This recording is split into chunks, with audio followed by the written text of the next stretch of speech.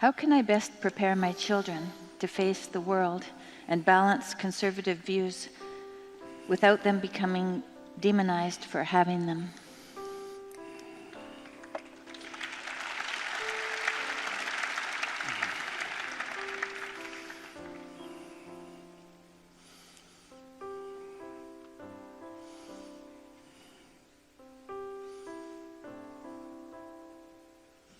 Well, it isn't exactly obvious to me that children have views. You know what I mean? It's rare enough to meet adults that have views. I think I would say I'm going to answer a slightly different question, and that might be, well, what is the responsibility of a parent? Which is the question in some sense that's lurking underneath your question. And maybe, once your children become adolescent and they start to formulate their explicit beliefs explicitly, then that problem becomes more relevant. But we might as well start with true children to begin with. And we can do that in a way that is related to the topic of the lecture that preceded this. So I made a case that sanity is something that's an emergent consequence of a well-constituted social hierarchy.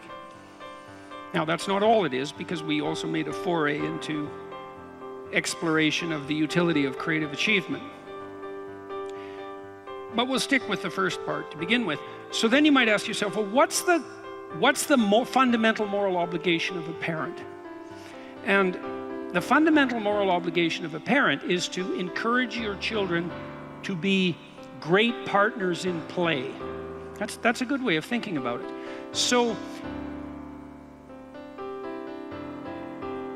the primary sources of socialization for your children, if you do a good job with your children, won't be you. They'll be their peers. And so that means that their selection of peers is of crucial importance. It also means that their acceptability or desirability to peers is of crucial importance. You might say, and this is certainly possible, the more socially desirable your children, the higher quality of peer they will attract. And that quality of peer would be associated in turn with the social desirability of those peers. Because you can imagine that a very highly socially desirable child has a multitude of choices with regard to friendships, right? Whereas an unpopular child is going to have very few choices or none, and is therefore also likely in those situations to have their choices restricted to equally unpopular children. And you might say, well, popularity isn't everything. It's like, yeah, what's your point? It's not everything. You shouldn't sacrifice your soul to transient popularity, but it's bloody well not nothing. And there are few creatures more miserable than friendless children. And that's a reflection of the fact that we're deeply social. So what is it that you should be attending to in relationship to the development of your children? Well, we could refer to a different rule. This is from book 1, and the rule was, do not let your children do anything that makes you dislike them. Okay, so let's think that through for a minute. First of all, to understand that rule, you have to admit that you could dislike your children. And you might say, well, I know I love them so deeply, I could never dislike them. It's like, you're a liar. So you dislike yourself. You dislike your wife. Like, dislike, man, that comes up a lot. And with your children, not only do you dislike them, you should.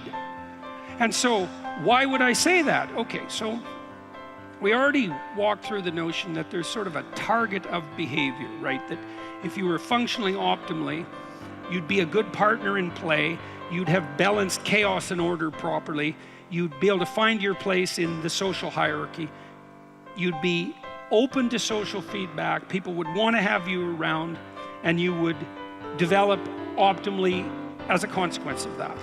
So imagine that's a pathway. Imagine that to walk that pathway, you have to manifest a certain pattern of behavior. And that would be a pattern of behavior that would make you admirable and attractive to other people. And that admirable attractiveness is actually a marker of your prowess in walking that path. Okay, the same applies to children. Okay, so now imagine you have a mother and a father, and you take each of them in isolation, and you think, well, this woman, this mother, is pretty crazy. And you take the father and you think, oh, this father's pretty crazy too, and that's pretty much the state of affairs that obtains between any two people. But then you put them together and you think, well, their weaknesses don't dovetail. So one way of thinking about what happens in an optimal marriage is that two fragmentary creatures produce one reasonably coherent unity. And that unity emerges from the interplay of their personalities. And so your partner has some weaknesses and you have some weaknesses, and hopefully you buttress your partner's weaknesses and she does or he does the same thing for you. And you do that mutually and you capitalize on your mutual strengths, and together each of you is better than you would have been alone, because why be married otherwise? And more importantly, the union of the two of you makes something approximating one truly sane creature. And then you might say, well, if that creature is truly sane, then it's a microcosm of what's sane about culture. So you might think that what you're trying to do as parents is to mirror the structure of the social world to your children. And why? Well, because they're going to have to contend with the social world, right? They're going to have to move beyond you as soon as they're beyond basic infancy, especially by the time they hit about 3 years of age, because that's when children become truly social. The primary world they're going to inhabit is going to be the social world. And it's going to be primarily the world of their peers. And so they better be adapted to that world, or it's going to be, not only is it going to be rough on them and miserable because they're going to be alienated and isolated and lonesome and have no one to play with. It's worse than that, because what peers do when they play is to push each other optimally in relationship to development. So imagine that you're playing chess with someone and you want a partner to play with. What kind of partner do you want? And the answer is, well, you want a partner in play who's slightly better at the game than you are. And you might say, well, why? Because if they're slightly better than you, you're going to lose disproportionate number of the times. Why don't you just find someone utterly useless? They don't even know how to play chess. You just stomp the hell out of them continually. It's like, well, that's no fun. Why not? Well, it's because the fun is actually derived from the process of being optimally pushed by an opponent who's worthy. And worthy would mean they're not so much better than you that you just get ground into the dirt, but they're not so much worse than you that you can just stomp them without thought. You want someone who can contend with you, right? And interestingly enough, by the way, the Hebrew word for Eve, right, this helpmeet, that's the King James Version translation, it means beneficial adversary. That's such a good thing to know. It's, well, what do you want in a wife? Well, you want someone who pushes optimally against you. Why? So that you develop optimally. Right? You want someone you can contend with. You don't want a doormat. You don't want a tyrant. You want a partner in play. And that's what children want. They want a partner in play. And they want that because optimized play optimizes their development. And so, what does that mean in relationship to how you raise your children? And the answer is, well, you want your children to be optimal partners in play. And so, if they are doing something that makes you dislike them, and let's say jointly, right? Because maybe when my son was young, he'd do something that would annoy me. And I would go tell Tammy, you know, that kid of yours, he's annoying me. And she'd say, well, maybe you're just hungry, or maybe you're just tired, or maybe you're crabby. And it's like, well, okay, because it could be that he's bothering me because I'm a tyrant. And I could go check with her, and we'd go through the evidence that I was a tyrant. or she'd say, you know, that kid's really bugging me too. We'd think, maybe we're not insane tyrants. Maybe he's a pain in the neck. And then it was morally required of us to address that. And this was particularly interesting, I would say, in the case of Julian, because Julian was quite a pushy little kid. He's quite disagreeable. And so he would definitely push the envelope. He was always right on the edge. It's like, can I get away with this? Can I get away with this? It's really something to behold. He's very, very good at that. And so now and then that would go a little too far, and we'd find that we were not liking him quite as much as we might want to. And so then we'd get together and think, it's time to crack down on that kid. It's like, okay, so for the next 2 weeks, we'd lock arms. It's like, he's not getting away with anything, not one thing. If he deviates from the norm, from the optimal, let's say, 1 iota, it's like, we'll get him. And so we would fortify ourselves and do that. And that was one of the things that was so absolutely startlingly remarkable about that was every time we did that, he liked us better. He loved us. Yeah, it was really something. Well, and the reason for that was obvious, is we were actually paying attention to him, right? It's like, kid, stop being a pain in the neck. Well, why? Because other people will hate you. And that's not good for you, you know, and it's really not good for you. And so the theory was something like this. Look, man, we love you, and we can't stand you. So what do you think the people who don't love you are going to think about you?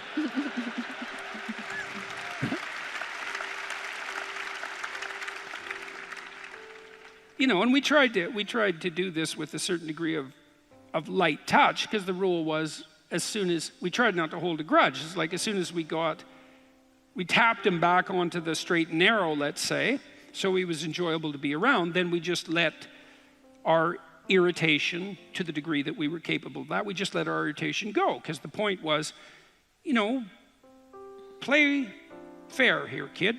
Be a good sport. You know, when we used to put him on the steps when he was pushing the envelope, he had quite a temper, and he'd sit there and mad, 2 years old, very mad. And the rule was, you sit there until you feel like being a civilized human being. And when you feel like you could be a civilized human being again, you just come and tell us that, and we'll look at you and see if we like you. And and generally, the liking would return with a suitable display of contrition. You know, he'd get his act together, and then he'd come and say, well, I'm sorry, I'd rather have a good day. And then it would be genuine. You'd think, oh, I really do like this kid, and then away we'd go. And it was funny, because sometimes he'd be sitting on the steps just like enraged, you know, because he had a pretty good temper. He's a tough kid. And I'd go over and say, you ready to have a good day? And he'd go, not yet. Yeah. You know, and you might think that's mean. It's like, well, you know, the kid needs to express his anger. It's like, yeah, not if it makes everyone dislike him, right? No, seriously, like, you know, you see kids having temper tantrums in the supermarket. It's like, that's just not good for anybody. It's not good for the kid, because the kid, his developing integrated ego is then overwhelmed by the circuit of rage. That's what happens. And because a temper tantrum is an outburst of rage. And it's a defeat for the integrated ego of the child. It's exhausting, it's stressful, because anger is a very stressful emotion. It's really hard on the kid. It's not freedom to let your kid have a temper tantrum. That's not, there's nothing about that that's true. And it's not like I don't know that anger is useful, and it certainly needs to be integrated, and some integrated aggression, man, that's your best friend. But that has nothing to do with failing to help your child learn to regulate their possession by rage. And if they are tantrum prone, the probability that they'll make friends is zero, because what'll happen is, you know, they'll be playing a game with one of their friends, and they'll lose, which you're going to do 50% of the time if you play fair. They'll lose, then they'll have a tantrum. It's like, well, who the hell wants to play with a child like that? And the answer is no one. And so what happens is tantrum-prone 4-year-olds become socially isolated, and then they fall behind their peers, and then they're in like child jail, and that's permanent. It's really not good. There's a very nicely laid out literature on exactly that pathway of development. And so, well, so what do you do with your children is you see when they deviate from the spirit of reciprocal play, and you help tap them back into alignment. And you can do that in large part by playing with them, you know, and this is something for fathers to know, particularly because fathers are particularly good at playing with their children. It's one of the things that fathers bring to the table. And that's especially true in relationship to rough and tumble, physical play.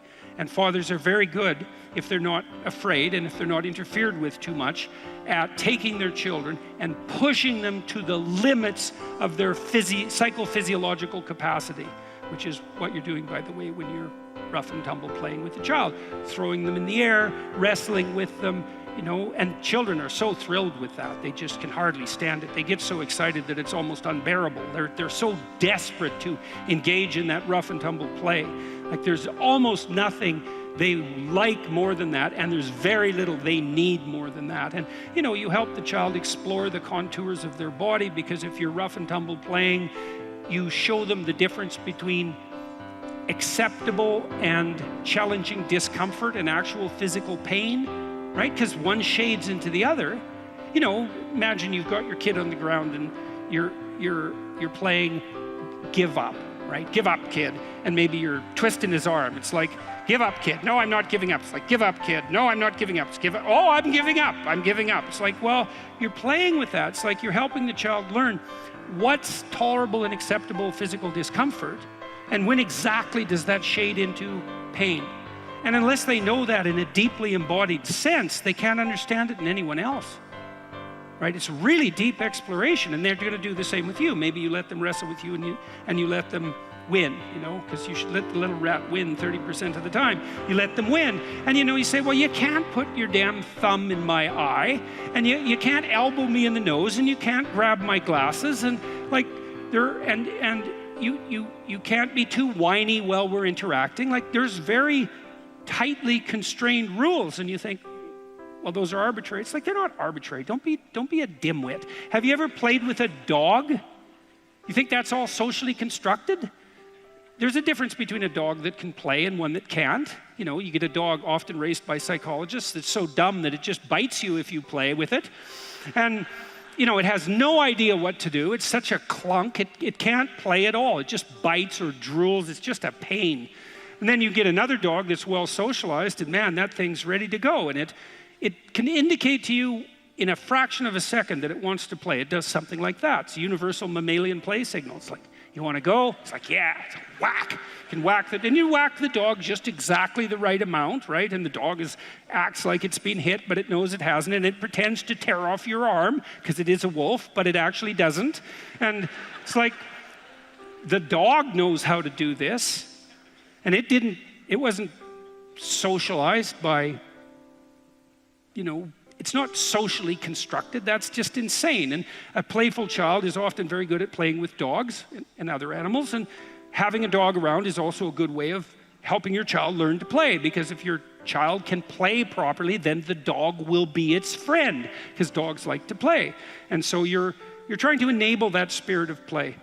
And I would say, if you're good at that, you don't have to worry about whether or not what people think of your children's opinions, because they'll be so damn popular that other people will listen to your children. And, you know, it's more complex once you hit the teenage years, because you start having to contend with the issue of explicit philosophy. But with regards to children, you want to encourage them to be the sort of people that other people really want to have around, who are always invited to play, right? And if you do that, man, they'll take care of themselves, and then you'll have done your job properly. And maybe they'll have the kind of friends that you would want for your children, and maybe they'll have the kind of friends that you want to have in your house. And wouldn't that be a good deal for everybody? So that's a good thing that's a good pathway to walk down, that pathway of play.